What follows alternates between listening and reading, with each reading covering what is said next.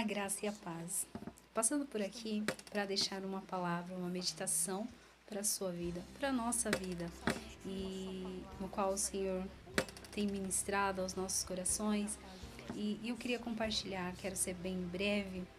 Está lá em Daniel 4, que vai dizer assim sobre a loucura do rei Nabucodonosor.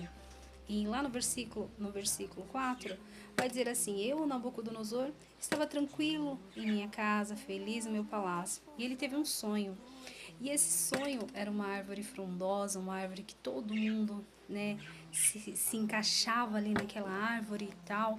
Mas ele via uma sentinela, e essa sentinela destruía a árvore no meio, mas deixava ali o seu tronco amarrado em correntes de ferro. Depois você lê lá, essa passagem é muito linda. E aí ele chama Daniel ali para fazer a interpretação. Daniel, um dos príncipes que havia sido levado cativo à Babilônia, exatamente por causa desse rei, né? Mas tudo isso dentro de um contexto de profecia do próprio Deus. E aí quando Daniel revela e passa, né? Daniel que era chamado de Beltesazar, e ele fala ali, ó: não te perturbe o sonho nem a sua interpretação, respondeu Beltesazar. Senhor meu, o sonho seja contra o que tem ódio, a sua interpretação para os teus inimigos.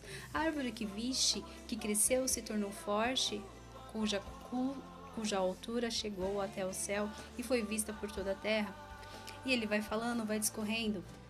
E quando ao que viu o rei um vigilante, um santo que descia do céu e cortava a árvore, né, destruía essa árvore, essa cepa, Daniel vai interpretando tudo ali.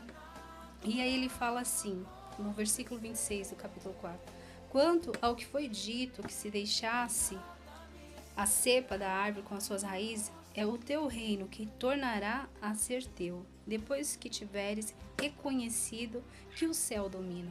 E eu quero falar sobre esse domínio, é sobre isso que eu quero falar. Nabucodonosor, ele se achava muita coisa, e ele realmente se tornou algo assim de uma grandiosidade extrema, né? Um rei assim, tudo ali acontecia, né? O polo ali acontecia ali dentro da sua gestão. E Deus mostra para ele que ele iria colocar um fim ali. E teria um tempo, durante 7 anos, período de 7 anos, ele iria pastar como os animais, o Senhor tiraria sua consciência, e tudo que era dele seria tirado dele, né?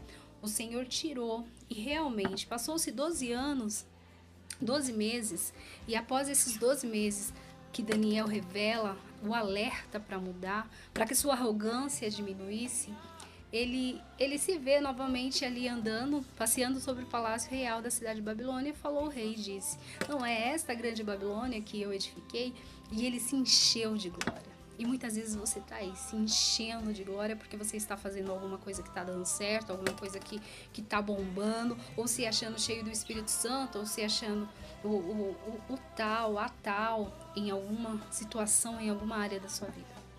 Mas em todas as áreas da nossa vida, há de se ter prudência, há de se ter sabedoria, para ver se a nossa arrogância, o nosso alto ego não está afetando os que estão próximos a nós.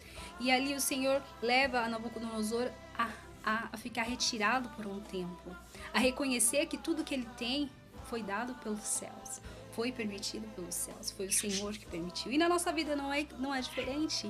De repente você está no auge da sua vida, no auge do momento, seja sucesso, carreira, não sei qual é a área que está bombando aí na sua vida. Aí vem aquela enfermidade que te joga lá no chão. E que só o Senhor, só os céus pode se revelar e transformar a tua vida. Então assim, é sobre a soberba, é sobre a arrogância. Nabucodonosor, quando ele olha para o céu e reconhece a soberania de Deus, ele vê que só Deus pode todas as coisas, que só Deus pode mudar, que só Deus pode restaurar.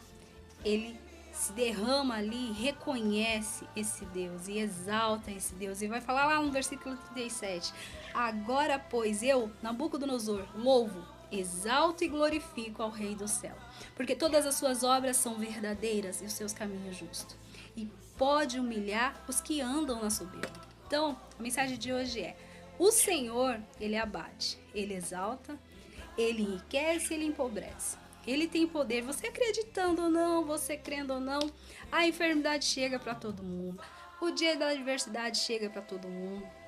E há situações na nossa vida que a soberba se torna lá um tapetinho de chão.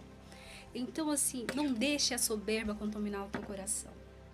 Talvez, no decorrer da nossa caminhada, a gente acha que não precisa de ninguém, que ninguém tá nem aí, que ninguém tá ligando pra sua vida, que ninguém está te observando, que ninguém tá se importando com o que acontece com a sua vida. Mentira do inferno. Porque você está rodeado de uma nuvem de testemunha. Estamos rodeados de uma nuvem de testemunha, onde os passos errados que damos são registrados, mas os passos que glorificamos ao Senhor, que honramos ao Senhor, sem falar, só em silêncio, só obedecendo, fazendo aquilo que Deus te propôs a fazer, te chamou para fazer. Não precisa fazer a mais ou a menos, só faça aquilo que Deus te mandou fazer e já está o suficiente. Mas não deixe que a soberba de um título, a soberba de uma posição social te faça achar que é mais do que qualquer outra coisa, porque o universo por si só está no domínio de alguém, né? Você acreditando que se existe Deus ou não, você crendo em forças místicas, sobrenaturais, né? Cada um tem a sua fé e não estamos aqui objetivando fé de ninguém, criticando fé de ninguém, estamos falando de algo que derruba muitos. Historicamente, Nabucodonosor, na história contemporânea, paralela à palavra de Deus, ela é real também, tá? Então não adianta falar, isso é a história da Bíblia. Não, vai lá ler a história contemporânea, vai buscar os escritos, vai pesquisar lá no Pai dos Burros, que ele vai te mostrar, né, ali Nabucodonosor dentro da história contemporânea. Mas a Bíblia relata que ele abateu Nabucodonosor diante da sua soberba. Deus pode abater-nos. E ele tem suas maneiras de abater. Pode ser através de uma enfermidade, pode ser através de uma situação, de uma falta de emprego, de um aperto social, do afastamento das pessoas que amamos. Não sei. Deus tem sua maneira de nos alcançar. Não deixe que a soberba alcance o teu coração, a tua mente. A palavra vai dizer que quando a mente dele recobrou a lucidez, porque ele ficou insensato durante 7 anos, né? Sem nada ali, pastando como um animal. É a Bíblia que está falando, é a palavra que está falando. Leia lá Daniel 7, medita nessa palavra. A queda, a soberba, a loucura de Nabucodonosor, até o momento em que ele louva o Criador. Amém? Ficai na paz, que o Espírito Santo fale muito mais. E não deixe que o fato de você ir bem em algo ofusque a glória e o brilho de Deus. Porque aqui, quem tem que brilhar é o Senhor. E esse sopro de vida, esse respirar, vem dele. E a vontade de adorar, vem dele. Tudo que você é por causa dele. Aí é com você, acreditar ou não. Nabucodonosor deu crédito ali naquele momento em que Daniel fala para ele. Depois ele esquece, a soberba toma seu coração. Ah, eu fiz isso, eu consegui aquilo, eu sou assim, eu posso, eu faço, eu vou. Cessou. Então, o cessar de Deus chega. Infelizmente ou felizmente, né? Então, ficai na paz, que o Espírito Santo fale muito mais ao teu coração, amém?